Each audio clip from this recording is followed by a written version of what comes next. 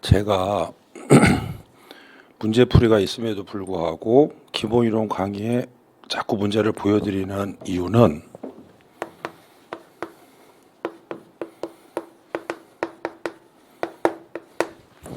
우리 조금 해봤는데 어떤 식으로 내는지 대충 이해가 되시죠? 네.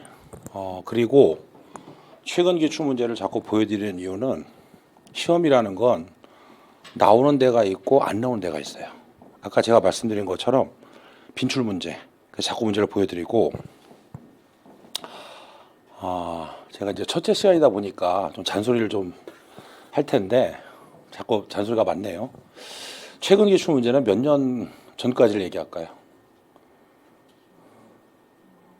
네, 한 5년 전인데요. 5, 6년 정도. 첫째 시간이니까 양해하세요. 다음에 안 할 거예요. 네. 교수를 석좌 교수란 말 들어보셨어요? 석좌 교수. 석좌 교수는 뭐냐면 요즘 웬만한 교수들이 2년, 3년 단기 계약이에요. 석좌 교수는 그 대학에서 임용을 하면 65세까지 정년을 보장해 줘요.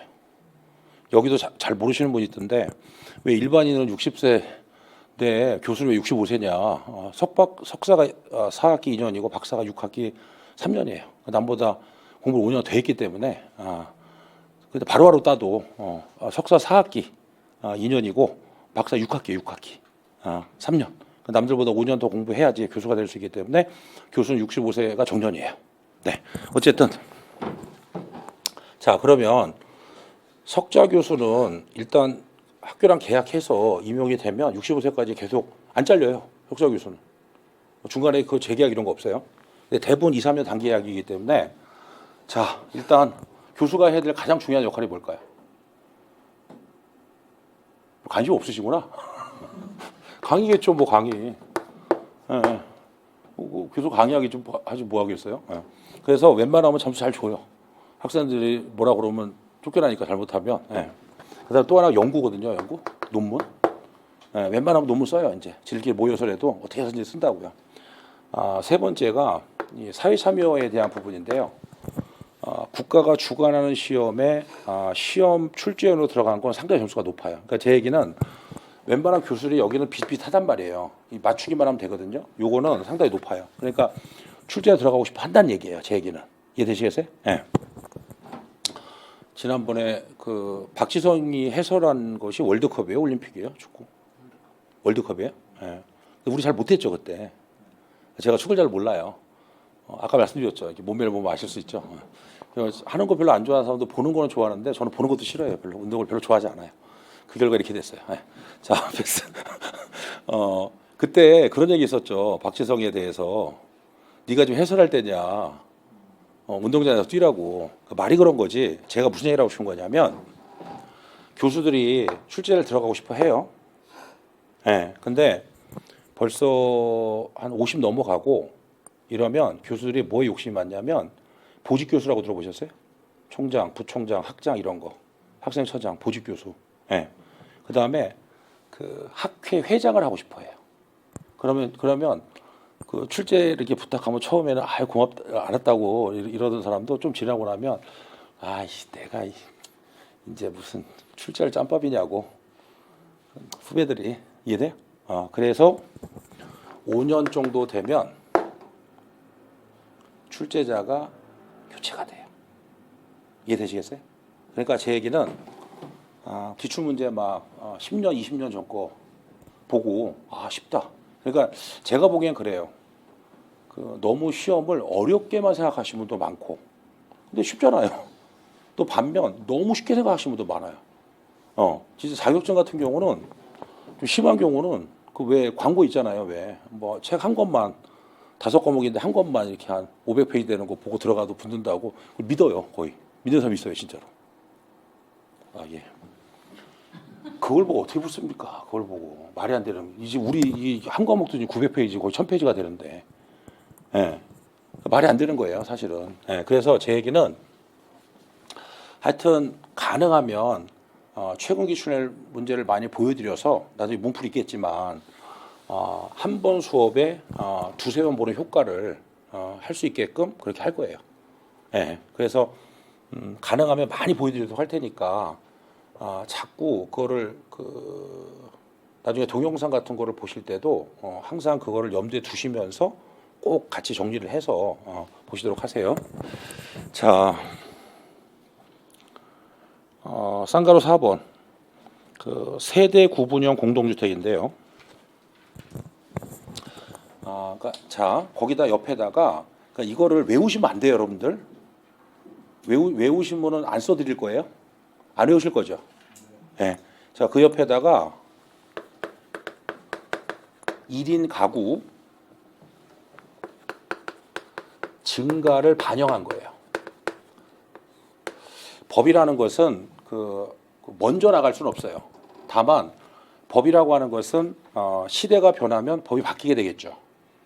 그래서 얘를 혹시 세대 구분형 공동주택을 언론에서 뭐라고 표현하는 줄 아세요? 혹시요? 얘를 부부임대형이라 그래요. 언론에서는 잘 모르니까 기자들이 그러니까 법 전공한 사람도 있고 법을 전공했다고 솔직히 주택법 건축법 몰라요. 법대에서 이걸 공부를 안 한다고. 그러니까 이제 자기들끼리 그냥 이렇게 쓰는 말로 쓰는 거예요. 근데 정식 명칭은 부부임대형이 아니라 뭐라고 되어 있어요? 세대 구분형 공동주택인데, 자 세대 구분형 공동주택이라고 하는 것은 자 일단 공동주택이죠. 예, 공동주택. 공동주택에다 동그라미 하시고 혹시 앞에 잠깐만 보세요. 이 말을 모르시는 분도 있을 것 같은데 문간방이라고 들어봤어요? 그래요? 잘 모르실 것 같은데 문간방은 아니에요. 단독주택에 이렇게 문간방 주는 걸 얘기하는 게 아니라 공동주택이다. 그럼 공동주택이라면 뭐라는 거예요? 지금 우리가 앞에서 공부한 거에 의하면 대표적으로 아파트 같은데 예를 들어서 물론 이제 연립주택도 있고 다세대도 있긴 있는데 아파트 큰 평수들 있잖아요. 왜? 큰 평수들. 예. 자, 주택 내부의 공간의 일부를 세대별로 구분하여 생활이 가능한 구조로 하되 그 구분된 공간 일부에 대해서는 밑줄 하세요. 구분 소유를 할 수 없는 주택이에요. 네. 구분 소유를 할 수 없는 주택. 자, 그런데 요건이 있어요. 요건이 있는데 다시 한번 말씀드리면 제목 자체에 세대 구분형 공동주택이라고 되어 있잖아요. 이거 단독이 아니에요. 네, 공동주택 이고요. 자, 한 장 넘어가 보시면 그러니까 이런 거예요. 아파트 큰 평수 같은 경우에 그러니까 쉽게 얘기해서 임대를 주는 거예요. 그래서 아까 말씀드린 것처럼 1인 가구가 증가하고 있잖아요. 그래서 자기 아파트 일부를 세를 주는 거라고 쉽게 얘기하면. 여기까지 되셨어요? 네. 자, 일단 동그라미 1번. 아까 제가 그런 말씀을 드렸는데 구분 자체를 먼저 기억하셔야 돼요. 그러니까 내용은 나중에 한다고 생각하시고 구분을 먼저 기억하셔야 돼요. 자, 1. 사업계획의 승인을 받아 일단 사업계획이 뭔지에 대해서는 뒤에서 제가 말씀을 좀 드릴 텐데 좀 답답하시니까 어디를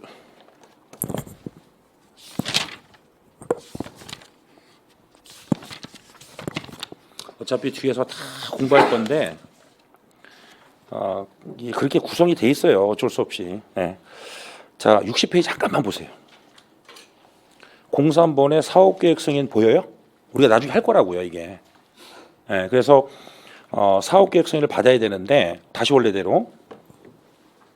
자, 사업계획 이게 나중에 한다는 얘기죠. 네, 사업계획 승인을 받아 자, 잘 들으세요. 건설에다 동그라미 하세요. 건설하는 공동주택의 경우. 그러니까 이건 무슨 얘기냐면 동그라미 1번은 처음부터 세대 구분형 공동주택을 건설하겠다는 뜻이에요. 처음부터. 이해되시겠어요? 자, 그럼 이번에는 동그라미 2번 보세요. 공동주택관리법 제35조에 따른 행위의 허가를 받거나 신고를 하고 설치하는 공동주택의 경우 그러면 자, 공동주택관리법 제35조에 따른 행위 허가를 받거나 신고를 한 경우가 뭐냐? 이번에는 233.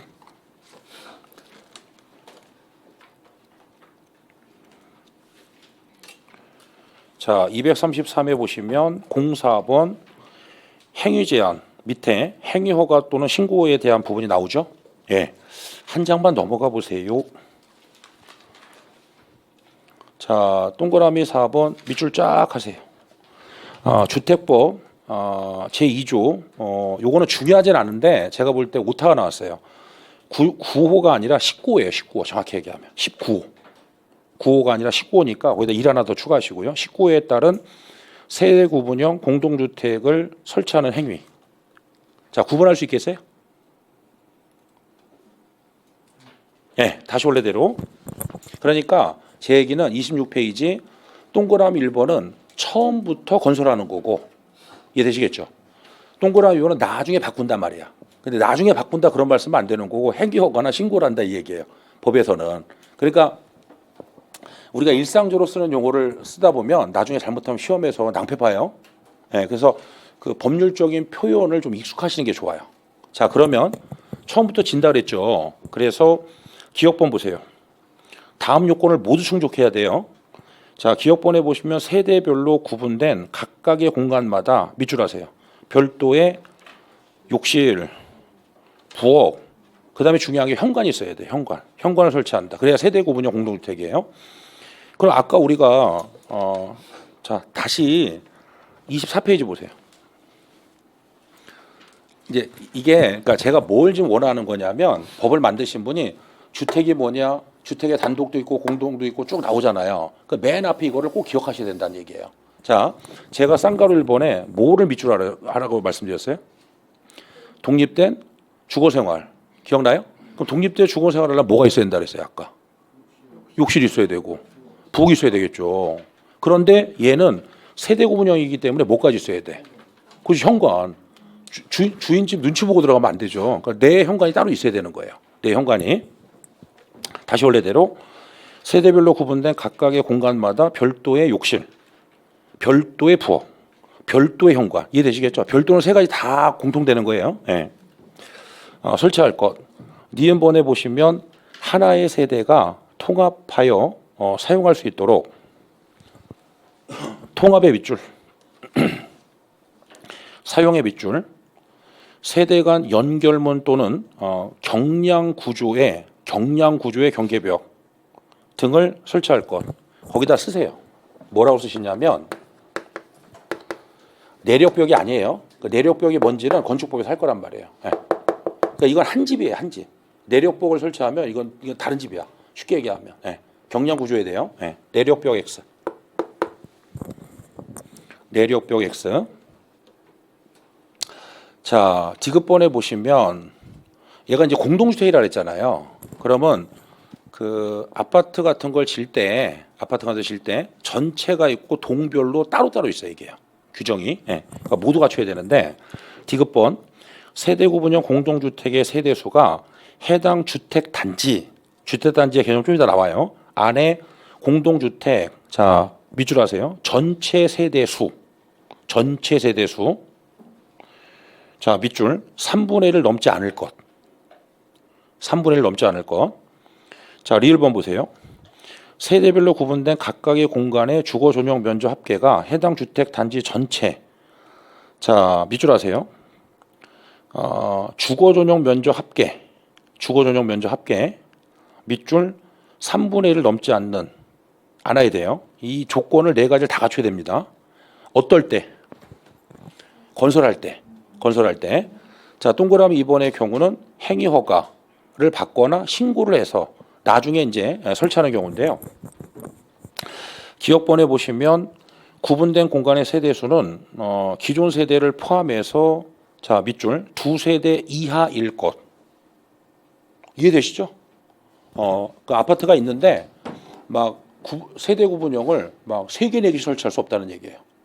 그러니까 쉽게 얘기해서 주인집하고 세대 구분형의 경우는 하나만. 이해되겠죠? 하나만. 예.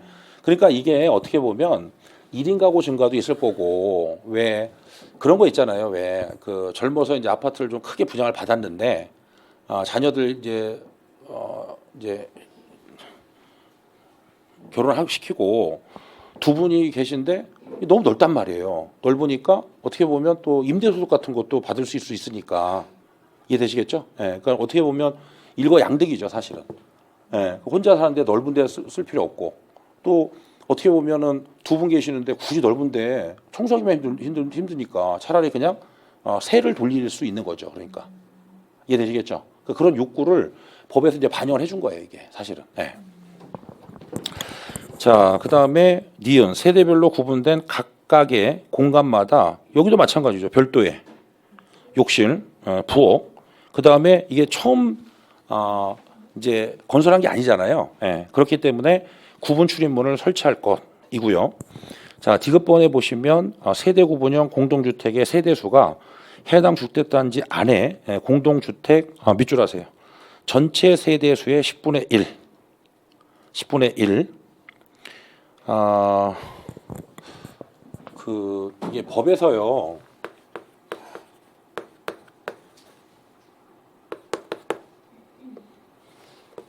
구분 잘 하셔야 돼요. 또는하고 and 과. 네, 그러니까 또는이라는 거 둘 중에 하나면 되는 거죠. and라는 거 둘 다라는 거예요. 둘 다. 둘 다. 네, 그래서 10분의 1. 그다음에 해당 동 전체 세대수의 3분의 1을 각각이 나오죠. and 개념이니까 넘지 않을 것 그렇게 보시면 되겠죠. 네. 리을, 구조, 화재, 소방 및 피난 안전 등 관계 법령에서 정하는 안전 기준을 충족할 것. 뭐 이 리을 같은 거는 뭐 낼 게 별로 없겠죠. 사실은. 그렇게 이제 보시면 될 것 같아요. 그래서 세대 구분형은 그렇게 잘 나오진 않아요. 잘 나오진 않는데, 자 다시 구분 있다. 만약에 구분 안에 세 구분이 있다면 그거 외우시고, 그 다음에 내용 이런 식으로 점차로 이렇게 넓혀가시는 방식으로 공부하시는 게 좋다. 그러니까 처음에 이거를 다 외우려고 하시면요, 나중에 힘이 붙이다고요. 힘이 붙이니까 내용 같은 경우 중요한 걸 일단 밑줄 그시고 큰 것부터 먼저 외우시는 게 중요하다는 거죠. 그렇게 앞으로 공부를 하시는 방법을 그렇게 하시는 게 가장 좋고요. 자, 그 다음에 오른쪽 자금에 따른 주택 구분인데요. 일단 자 위에 보세요. 국민주택이 있고 밑에 보시면 국민주택 규모라는 게 있죠. 아마 국민주택 규모는 많이 아실 거예요. 우리가 흔히 말하는 몇 평 아파트, 24평 정도 왔다 갔다 하는 그 정도 되는데, 85제곱미터니까 뭐 계산해 보세요. 3.3 해가지고 하시면 될 것 같아요. 자, 국민주택의 경우는 다음 어느 하나에 해당하는 주택으로서, 그러니까 어느 하나에 해당하는 거니까 동그라미 1번도 되고 동그라미 2번도 되는 거죠. 모두 충족하는 게 아니라는 거죠. 아까는 모두 충족이 많았는데, 주택으로서 국민주택 규모 이하인 주택을 말하게 되고요. 자, 이것도 마찬가지인데 동그라미 1번 국가의 국, 그 다음에 지방자치단체의 지, 한국토지주택공사의 주, 그 다음에 지방공사의 지. 그래서 보통 수원가에서 저만 그런 게 아니에요. 국지, 주지라고 하는데요. 좀 익숙해지세요, 나중에. 자, 공공주체인데 LH 공사 많이 들어보셨죠? 한국 말 그대로 토지주택공사인데 예전에 이제 주택공사하고 토지공사가 이제 합해진 거죠. 그러면 SH공사 들어보셨어요? 그래요. 이 S가 뭘까요? 그렇죠, 서울이죠, 서울. 그래서 이게 저도 맨날 그냥 이렇게 이게 잘 안 나와요, 사실은. 정시명시 안 나오는데 지방공사 중에 아주 대표적인 게 SH공사고 이게 서울주택공사가 그래요. 그 다음에 경기도도 있는데 경기개발공사인가 뭐 그런 게 있어요.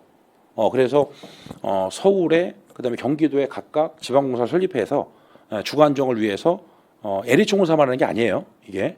그래서 지방공사 중에서 아주 대표적인 것이 SH공사예요. 서울시에서 가장 대표적인 공기업 중에 하나가 SH공사인데 모르셔도 괜찮아요.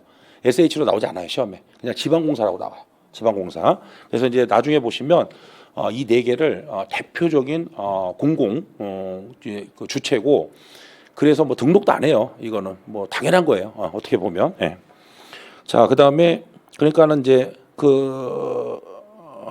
시험에는 그게 나오지 않겠지만 국지 주지는 공공사업 주체예요. 공공사업 주체. 국가 지자체 그다음에 LH공사, SH공사 대표적으로 뭐 지방공사 SH공사만 있는 건 아닙니다. 많이 있어요. 지자체들마다. 예. 그다음에 밑에는 이게 우리가 1번이 공공사업 주체라고 한다면 2번은 공공재정이에요. 공공재정. 공공재정 즉. 근데 제가 이걸 써드리지 않는 이유가 뭐냐면 공공사업 주체가 시험에 안 나온다니까. 자, 앞에 잠깐만 보세요. 첫째 시간에 잔수가 너무 많은데 제가 자 양해 좀 부탁드리고요. 한국 사람들이요 영어를 못하는 이유는요 공부를 안 해서가 아니에요. 한국 사람처럼 영어 열심히 공부하는 사람이 드물 거예요. 무지무지 열심히 하는데 잘 보세요. 한국 사람 영어를 못하는 이유는 자 우리는 동사가 맨 뒤에 나와요. 우리는 언어 습관이 나는 사과나무에서 사과를 땄다라고 해요. 이걸 영어로 하면 어떻게 되냐면 영어로 하지는 않을 거고요. 어순만 말씀드릴 거예요. 나는 땄다 사과를 사과나무에서 이렇게 해요. 그러니까 어순이 달라요. 그러니까 미국은 동사가 바로 나온다고 주어 다음에 바로 나오거든요. 네. 그러니까 한국 사람들은 상대방이 이제 원어민 영어를 하잖아요. 이거를 해석을 해요 일단. 해석을 한 다음에 우리나라 말을 만든 다음에 영어로 만든 다음에 얘기하려고 그러면 주제가 바뀌었어요 벌써. 한국 사람 과묵한 거야. 그러니까 제가 다시요 공공사업 주체 공공재정이라고 쓰지 않는 이유가 뭐냐면 시험에 그렇게 안 나와요. 왜냐하면 이거를 쉽게 풀이해서 제가 설명을 드리면 좋은데 문제는 그러면 어떤 문제가 생길까요? 시험장에서 공공사업 주체 공공재정이라고 공부하면 그게 시험에 안 나오니까 그걸 해석을 해야 돼요. 그럼 시간을 거기서 많이 끌어먹어요. 시험장에서. 그러니까 어렵더라도 이걸 다 쓰셔야 돼요. 공법은 생략하는 게 거의 없어요. 관계복귀가 공법이라 그랬어요. 사법이 아니에요 이거는요. 사법의 대표적인 민법이라고요. 공법은요. 하여튼 이제 나중에 말씀드릴 텐데 생략하는 개념이 하나도 없어요. 다 써줘야 돼요. 가로까지 다 써요 시험에. 네. 그래서 어떨 때는 유리할 때도 있어요. 지문이 너무 길어서 안 나오는 경우도 있어요. 나중에 건축법 같은 데 보면 나중에 말씀드릴 텐데 지문을 다 써줘야 되는데 너무 기니까 못 써주는 거야. 그러니까 얘는 시험에 나온 적이 없어요. 그래서 몇몇 문제 그런 문제 있거든요. 나중에 설명을 드릴게요. 그거는. 자, 그래서 공공사업 주체가 중요한 게 아니에요. 예. 시험에는 국가, 지방자치단체, 한국토지주택 공사 또는 지방공사 이렇게 나와요. 실제. 그 다음에 국가, 지방자치단체. 근데 요거는 좀 줄이자 우리가 너무 기니까요. 앞으로 지자체라고 할게요. 지자체 줄여서 지방자치단체 줄여서 지자체의 재정 또는 주택도시 기금으로부터 자금을 지원받아 건설되거나 개량된 주택. 얘가 뭐라고요? 국민주택. 자, 다시 한번 우리가 지금 용어 정의를 하고 있거든요. 그러니까 추상적으로 아셔서는 출제자의 함정에 걸리기 딱 좋아요. 자, 민영주택 보세요. 자, 민영주택이란 국민에다 동그라미 하시고 자, 밑줄 하세요. 국민주택을 제외한까지 밑줄 하세요. 주택을 말한다. 그러면 어떤 식으로 나오냐면 국민주택을 제외한 위에서 국민주택 나왔잖아요. 공공주택을 제외한 이런 식으로 나온다고요. 민영이니까 반대로 공공. 이해되겠어요? 무슨 말인지? 네. 그러면 틀리는 거예요. 네. 그래서 국민주택을 제외한 주택을 민영주택이라고 하는 거예요. 자, 그 다음에 국민주택 규모인데요.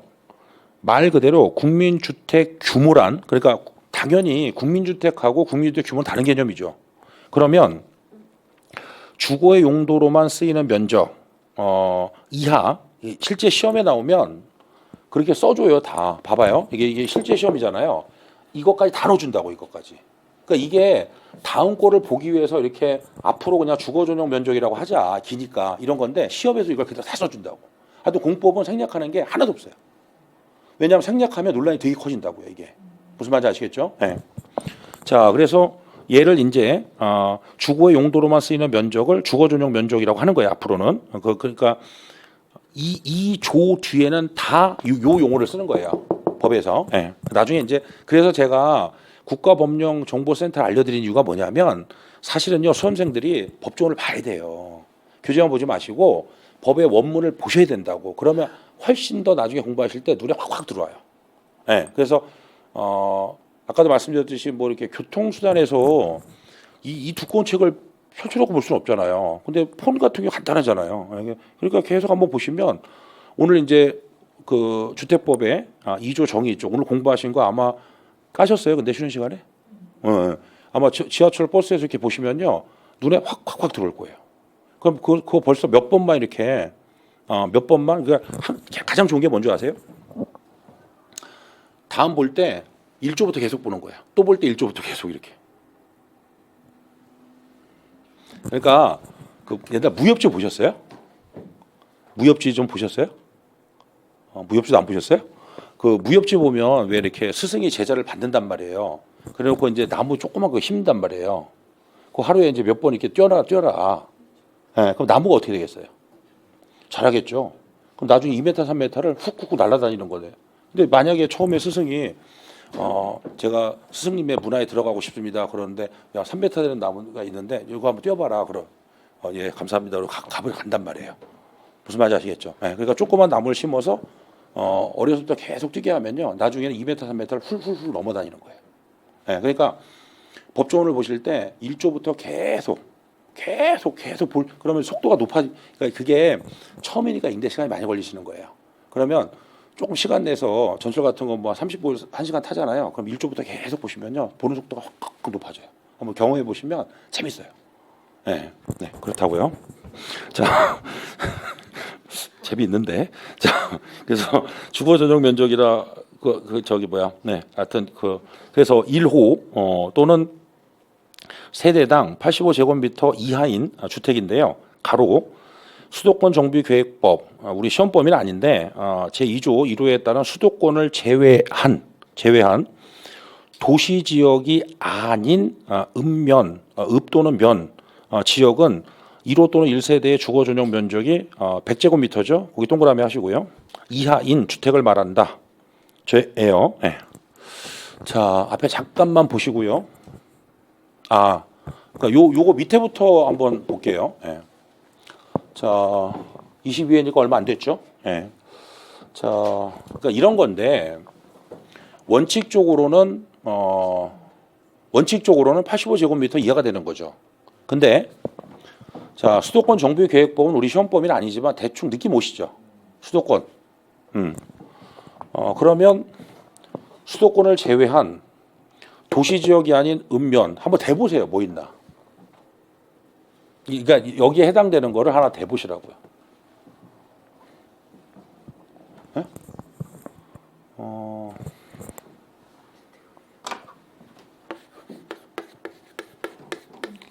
우리나라 군에 군의군이라고 있는데 아세요 혹시요? 삼공유사의 고향? 있어요 그런 데가. 네. 그러면 이런 데는 지금 3.3제곱미터가 한 평이니까 85제곱미터면 좀 좁잖아요. 애들 있고 하면은. 그러니까 쉽게 얘기해서 시골은 그러니까 이게 시골이 시험에 안 나온다고요. 이해되셨죠? 그래서 제가 이 말이 좀 조심스러운데 좀 농촌 지역 같은 경우에는 좀 넓게 주겠다. 국민주택 규모를 도시처럼 85가 아니라 100까지 늘려주겠다. 이해되시겠죠? 그런 의도예요. 그런 의도. 자, 그래서 이거는 이제 100이고 요거는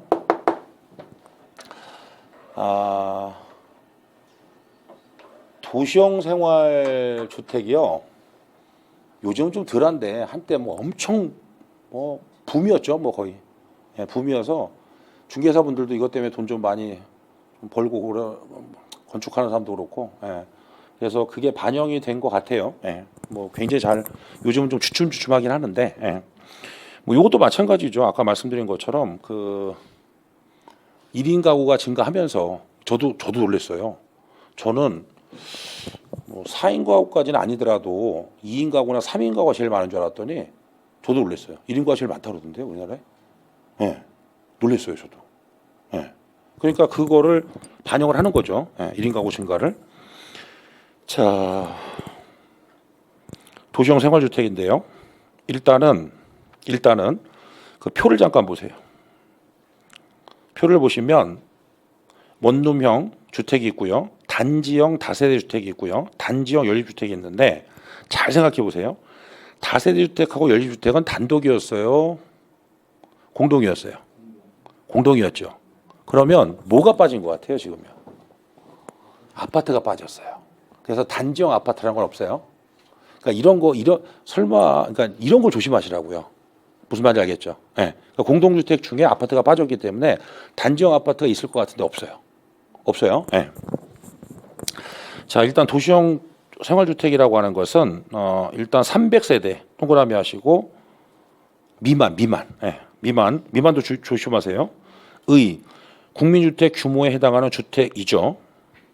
자, 그다음에 국토회계 및 이용에 관한 법률은 우리 시험 범위가 아니에요. 중개사에서는 시험을 보는데 국회법이라고 무지무지 많이 나와요. 여기서 중개사 같은 경우는. 근데 우리 시험 범위는 아닌데 몰라도 돼요. 그래서 자, 도시지역에다 비출하시고요.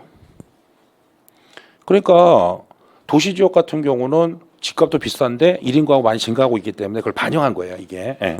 그래서 도시형 생활주택이라고 하는데 자, 우선은 쉬운 것부터 해볼게요. 예. 그러니까 다시 한번 말씀드리면 이게 22회라고 하는 것은 언제 나온 거예요? 작년 시험이에요. 19년도. 오래된 문제도 아니에요. 이게 10년, 20년 된 것도 아닌데 이런 게 나온다고요. 시험에. 예. 자, 당연히 위에는 300세대 미만이 되겠죠. 예. 그리고 아까 말씀드린 것처럼 흔히 말하는 농촌 지역이죠. 예. 읍면. 군 중에서도 읍면. 이니까 이런 경우는 너무 도시에 비해서 조금은 넓게 해줄 필요가 있다라고 한 거죠. 예. 100제곱미터 이하를 이른바 국민주택 규모다. 그러니까 도시 지역하고 농촌 지역이 좀 다르다는 거죠. 기준이. 이거 합리적이죠. 어떻게 보면. 예. 자, 그다음에 아까 말씀드린 것처럼 이렇게 제가 통째로 문제를 보여드리는 것은 쉬운 문제 아니면 그 안에 다 들어가 있는 거 있죠. 다 확인해 볼 수 있는 거. 그다음에 페이지가 나눠지거나 이런 경우는 지문에서 따서 하나씩 보여드릴게요. 좀 처음에는 부담스러우시니까 이해되시겠죠? 무슨 말인지? 네, 그렇게 정리를 할게요. 일단은 옳은 걸 물어봤죠. 네.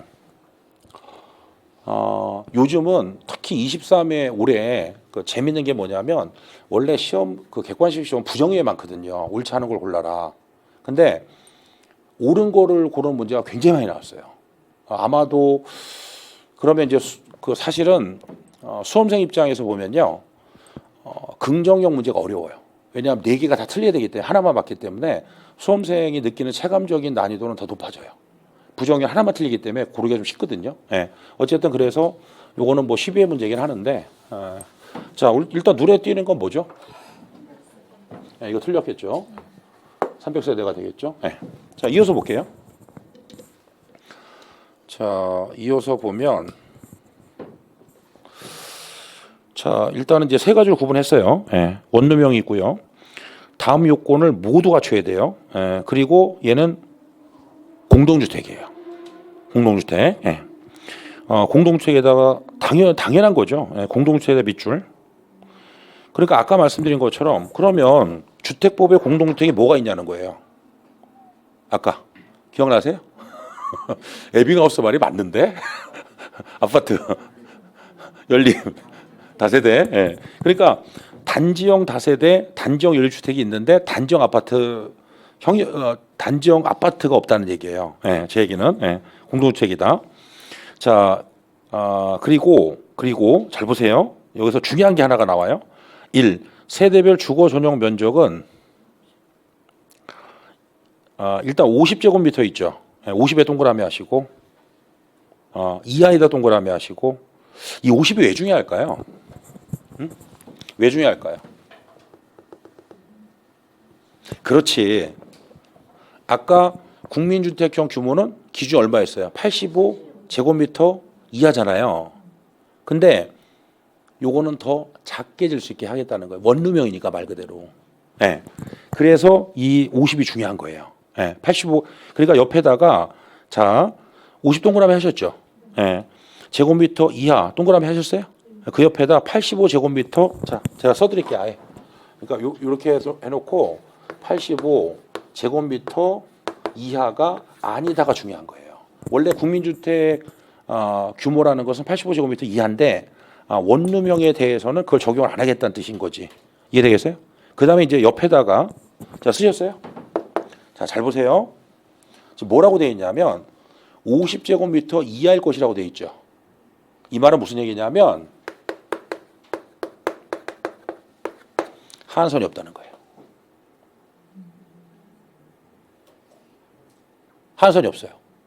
그러니까 40제곱미터를 짓든 관계없어요. 그건. 이해되시겠어요? 네, 한손 없어요. 네. 보고도 안 믿기시나? 한손 없어요. 그러니까 예를 들어서 무슨 50제곱미터 이하, 뭐 30제곱미터 이상 이렇게 나오면 틀리는 거예요. 그러니까. 네. 자, 그다음 2 보세요. 세대별 독립된 주거가 가능하도록. 그러니까 앞에서 제가 그 뒤에를 공부를 안 해서 그러셨지만 독립된 주거 생활이 가능하려면 이제 기억나죠? 뭐가 있어야 돼요? 부엌하고 욕실이 있어야 돼요. 네. 자, 그래서 욕실 및 부엌을 설치할 것이에요. 그 옆에다가 쓰세요. 주차장 X. 주차장은 규정이 없어요. 네. 그러니까 여기에 규정이 없죠 지금 요건에. 주차장 X. 그 다음에 3 보세요. 욕실 및 보일러를 제외한 부분을 하나의 공간으로 구성할 것. 말 그대로 원룸형이니까, 그렇죠? 원룸형이니까. 다만 주거 전용 면적이 자, 그렇죠. 30의 동그라미 하시고 제곱미터 이상의 동그라미 하시고 2개 공간으로 구성할 수 있다. 얘는 뭘까요? 그러면 투룸이지 몰라. 원룸 룸이 하나고. 그러니까 30제곱미터 이상이 되면 쉽게 얘기해서 방을 2개를 내도 된다는 거예요. 예. 근데 다시 한번 원래는 욕실 및 보일러를 제외한 부분, 그러니까 욕실과 보일러를 제외한다는 말이 이해되시죠? 예, 주거를 보장하기 위해서 우리가 그 보일러실 있잖아요. 욕실 따로 있고, 예, 그 나머지 공간은 원래 하나의 공간을 구성하는데 30제곱미터 이상이다 그러면 투룸으로 만들 수 있다. 투룸으로. 예, 그 얘기고. 자, 4 지하층에는 세대를 설치하지 아니할 것. 자, 앞에 보시고. 자, 주차장 왜 X 하신 줄 아시겠어요, 지금요? 네, 이런 거. 그러니까 이거를 오답 정리라고 하는데요, 수험가에서. 이해되시죠? 네, 그러니까 옆에다가 써놓으시고, 이렇게 그러니까 옆에 이렇게 보조단이라고 하거든요. 거기다가, 주차장 X 해 놓으시고, 이게 잘 생각해 보세요. 조문을 본 적이 없으면 우리가 주차난이 심하잖아요. 그죠? 건축법 같은데 주차나 해소를 위해서 굉장히 노력을 많이 하거든요. 그러니까 있어야 될 것처럼 보여요, 이게요. 언뜻 보면. 네. 근데 조문을 안 보면 헷갈릴 수 있어요. 당연히. 우리는 이제 보니까 그런데. 자, 지하층 세대를 설치할 수 없죠. 네. 자, 그러니까 옳은 거니까 아까 50이 왜 중요한지 말씀드렸죠. 85가 아니에요. 네. 그러니까 이게 출제된 걸 보면 별거 아닐지 모르겠지만 출제된 나름대로 그러니까 이게 원래 당연히 옳은 거면 85 이하로 보여야 돼요. 국민주택 규모니까. 이해되시겠죠? 네. 자, 그다음에 이제 5번은 좀 이따가 보실 건데요. 네. 하나의 건축물에 원룸형 주택과 단지형 다세주택을 함께 건축할 수가 없어요. 자, 그건 좀 이따가 바로 볼 거예요. 자, 그다음에 잘 들으세요. 단지형 다세주택의 경우는 면적에 대한 부분이 없네요. 그러면 미루어 짐작컨대 얼마?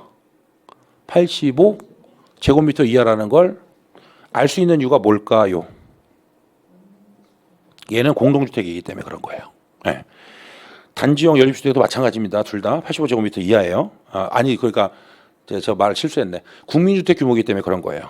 이해되시겠죠? 네. 그래서 아까 그 의의에서 도시형 생활주택이란 300세대 미만의 국민주택 규모잖아요. 네. 국민주택 규모니까 85제곱미터 이하야 된단 말이에요. 네.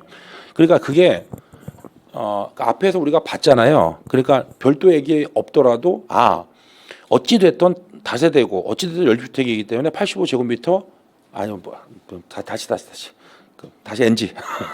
그러니까 국민주택 규모니까 85제곱미터 이하야 된다. 무슨 말인지 아시겠죠? 네. 그 전제하는 거예요, 무조건. 네. 앞에서 서술했기 때문에. 자, 근데 잘 보세요. 또 하나 이제 그게 있는데 단지형 다세주택의 경우 원룸형 주택이 아닌 다세주택인데 다만 건축위원회 심의를 받은 경우에는 주택으로 쓰는 층수를 자 밑줄하세요. 5개층까지 밑줄하시고 그다음에 역시 단지형 연립주택인데요. 원룸형 주택이 아닌 연립주택인데요. 다만 건축위원회 심의를 받은 경우에는 주택으로 쓰는 층수를 자 밑줄 하세요. 5계층까지 밑줄 하시고 이게 왜 중요할까요? 자 이제 확인해 보는 거예요.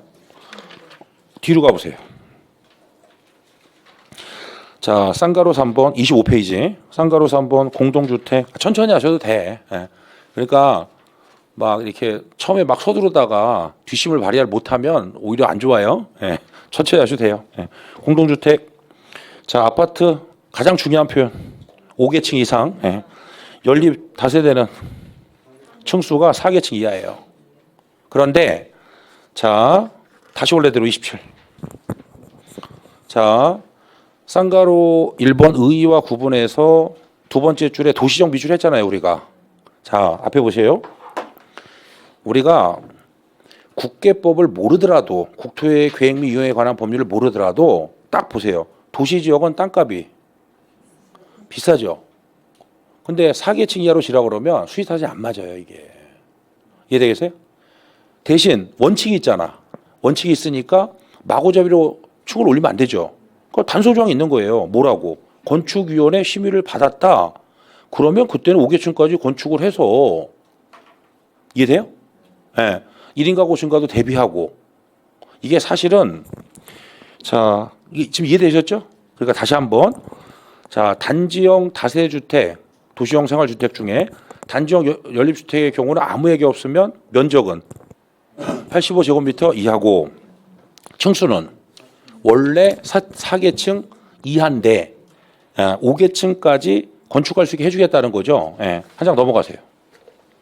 자 쌍가로 이번 복합 건축 제한인데요. 자 말 그대로예요. 동그라미 1번. 자 하나의 건축물에는 도시형 생활주택과 그 밖의 주택을 함께 건축할 수 없다. 자 그렇게 돼 있고요. 그 예외적인 부분은 제가 좀 이따 설명을 드릴게요. 동그라미 2번 보세요.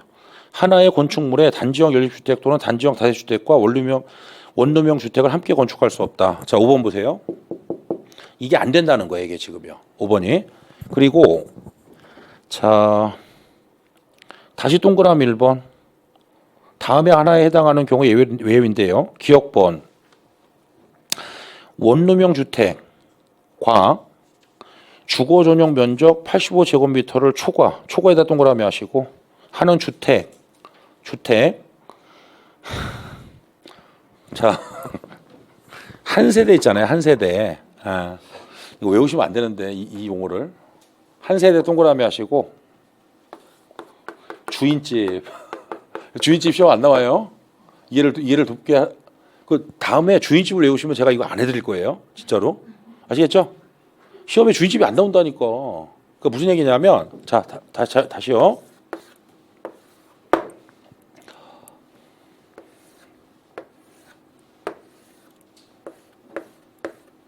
무슨 뜻인지 아시겠죠? 맨 꼭대기에 주인이 살고 이해되죠? 이런 식으로 실수하게 해주겠다는 뜻이에요. 네. 자, 그 다음에 그래서 이제 어떻게 보면 아까도 말씀을 드렸듯이 세대공유형 공동주택도 그렇지만 이것도 마찬가지죠. 1인 가구 증가 그 다음에 어떻게 보면 퇴직자용의 성격도 있어요.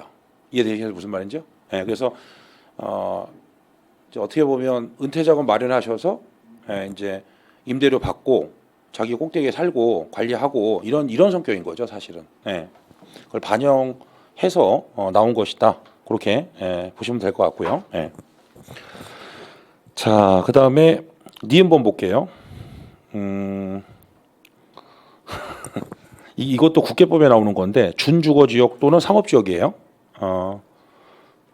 거기다 비싼 동네라고 쓰세요. 비싼 동네. 도시지역도 그렇지만 얘도 비싸요. 준주거지역 비쌉니다. 상업지역은 말할 것도 없고. 에서 원룸형 주택과 도시형 생활주택 외에 주택을 함께 건축하는 경우, 그러니까 땅값이 비싸니까 허용해 주겠다는 거 예외적으로. 자 그렇게 이제 정리를 해보시면 될 것 같고요. 자 기타인데요. 쌍가루 1번 에너지 절약형 친환경 주택이죠. 뭐 이거는 뭐 그렇게 잘 나오진 않아요. 예.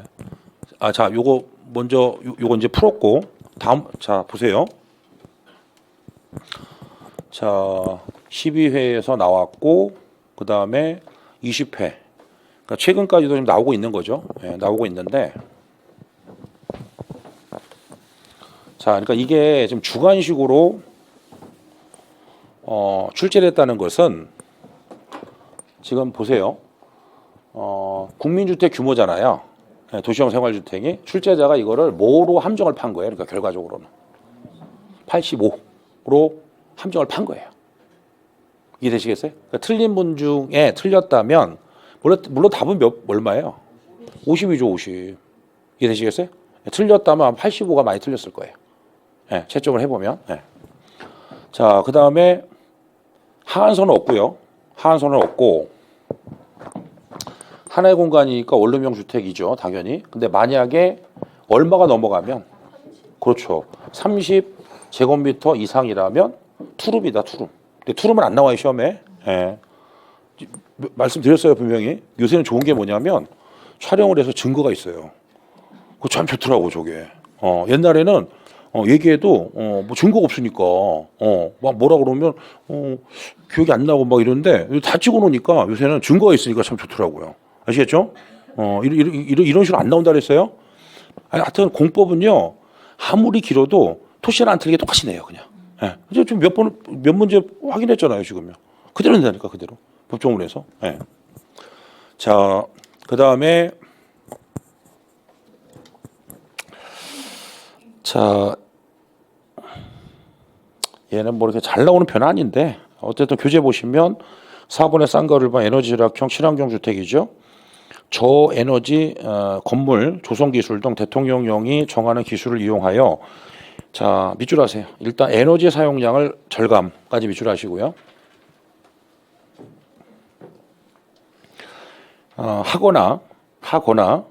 하거나니까 AND예요, OR이에요. OR. 예. 자, 밑줄 이산화탄소 배출량을 저감까지 밑줄. 예, 그 정도만 이해하시면 될 것 같아요. 예.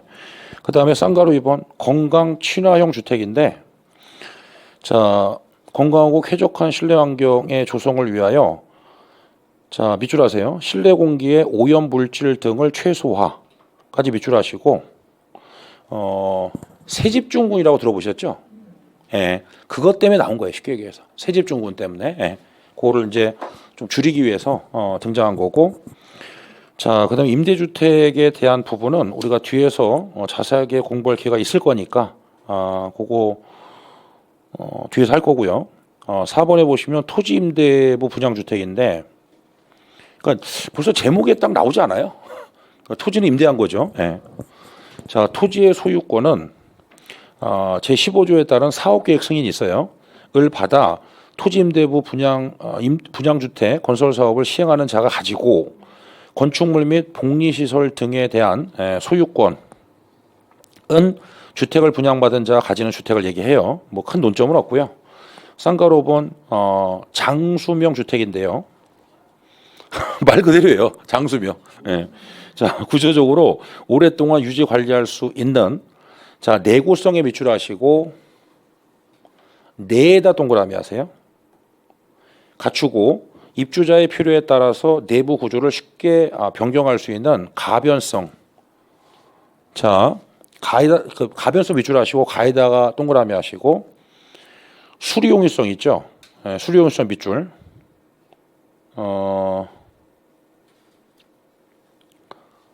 우수한 주택을 말한다. 앞에 보실까요? 당연히 이 정답은 뭘까요?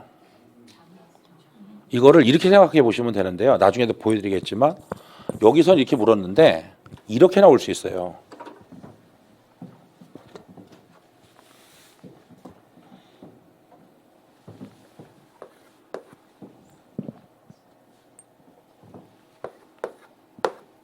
이해되시죠? 네, 다음에 이렇게 물어볼 거라고. 저는 이게 주관식이 도입된 지가 얼마 안 됐기 때문에 지금은 이거가 장수명 주택이라는 거를 쓰라는 거고요. 조금 시험이라는 게 그렇잖아요. 시간이 지나면 어려워지잖아요. 예, 그러면 이것도 쏙 그렇게 제가 두 문자를 좋아하는 편이 아니긴 하는데 내가 그 동그라미 하셨죠. 예, 내가 수리하기가 용이한 거예요. 내가 수리하기가 용이하다. 그래 오래 쓰잖아요. 예. 이해되시겠어요? 예. 그래서 자 내가 수리니까 내구성, 그 다음에 가변성, 내가, 그 다음에 수리용이성, 예. 그렇게 외우셔야 돼요. 다음엔 이렇게 나올 수 있어요. 실제로. 예. 그러니까 우리가 아까도 말씀드린 것처럼 주관식이라고 하지만 논술형이 아니란 말이에요. 예. 그래서 숫자 넣고 기입하고 용어 단어 넣고 이렇게 하는 거기 때문에 그런 부분을 좀 주의해서 보실 필요가 있다. 그렇게 보시면 되겠죠. 예. 자, 그 다음에 아까 준주택은 말씀을 드렸는데, 그러니까 다시 한번 말씀드리면 얘는 주택이 아니에요. 엄밀하게 얘기하면. 그래서 주택 외의 건축물과 그 부속 토지이고요. 뭐 나중에 나올 거예요. 요거는 건축법에서 많이 나와요. 뒤에서. 예. 그래서 오늘 넘어가도 좋고요. 자, 그 다음에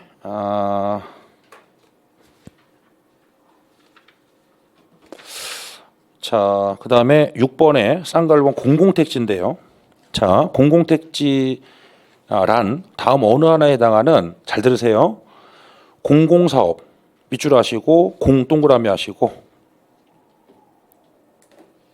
의해서 개발 조성되는 공동주택에 밑줄 하시고 앞에 공자에다 동그라미 하세요. 그러면 다시 제목 보세요. 자, 공공택지라는 말 이해되겠어요? 예. 그래서 앞에 공은 뭘까요? 공공사업 이해됐죠? 예. 뒤에 공은 공동주택을 지으려고 그러면 땅이 필요할 거 아니에요. 택지가. 예. 그런 얘기예요. 자, 그래서 1. 주택법에 따른 국민주택 건설 사업 또는 대지조성 사업이고요. 2. 자, 택지개발 촉진법에 따른 택지개발 사업이 있어요.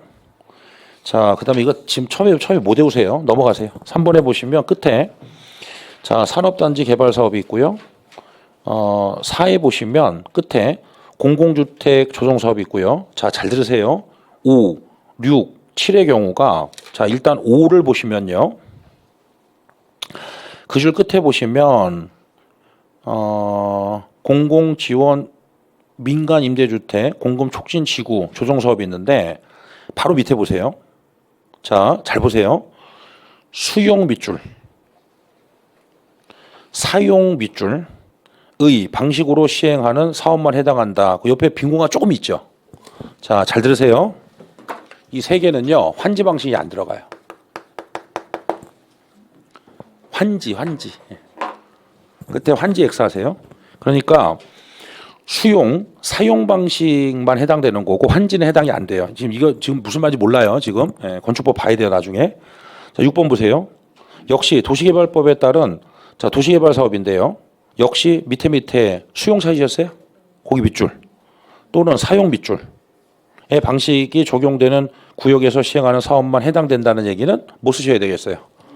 환지 X. 정확히 얘기하면 환지 방식인데 그냥 환지 쓰시면 돼요. X. 7 보세요. 자, 첫 번째 줄 끝부분에 보시면 경제자유구역 개발 사업이죠. 이것도 마찬가지예요. 경제자유구역 개발 사업 바로 밑에 수용 보이시죠? 밑줄. 자, 사용 밑줄 하시고 그 밑에 빈 공간에 환지 X. 자, 이유는 그러니까 이제 환지는 뭐냐면 나중에 이제 건축법에서 하겠지만 땅을 바꿔주는 거예요. 쉽게 얘기해서. 그러니까 환지 방식의 경우 들어가지 않는 이유는 뭐냐면 얘는 공공택지가 아니에요. 민간택지예요. 그러니까 앞에 보시고 환지가 들어가지 않는 이유는 자, 보세요. 환지 방식으로 했잖아. 그럼 이거는 민간택지라고 보는 거예요. 우리 지금 뭐 보고 있어요? 공공택지를 보고 있다고. 공공택지가 아닌 거예요, 이거는요. 이해됐어요? 네. 그래서 이제 뒤에서 공부할 텐데 수용, 사용 방식만 해당돼요. 공공택지에는. 네. 그 정도를 기억해 두시면 될 것 같고 8 끝에 보면 혁신도시 개발 사업이 있죠. 9에 보시면 밑에 행정중심 복합도시 건설 사업인데 뭐 참고로 말씀드리는 건데 이런 거죠.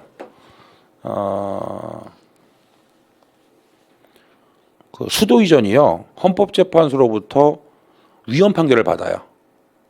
모르셔도 돼요. 예. 관습헌법이라는 이유로 위헌 판결을 받아서 수도 공격하면 안 돼요.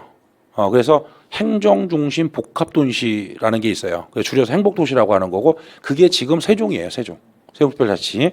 예, 그래서 행정중심 복합도시 건설 사업 공공택지가 돼야 되겠죠. 당연히 이거는요. 예. 마지막으로 끝에 공익사업 인데요. 예, 뭐 나중에 보실 거예요. 예, 그래서 그 중에 5, 6, 7의 경우 환지방치 들어가지 않는다는 거 꼭 주의해서 보셔야 됩니다. 예. 자, 그다음에 쌍가루 이번 주택 단지의 개념인데요. 주택 단지. 예. 자, 여기서부터는 다음 시간에 이어서 살펴보도록 하겠습니다. 자, 오늘 여기까지 하도록 하겠습니다. 차렷, 경례, 수고하셨습니다.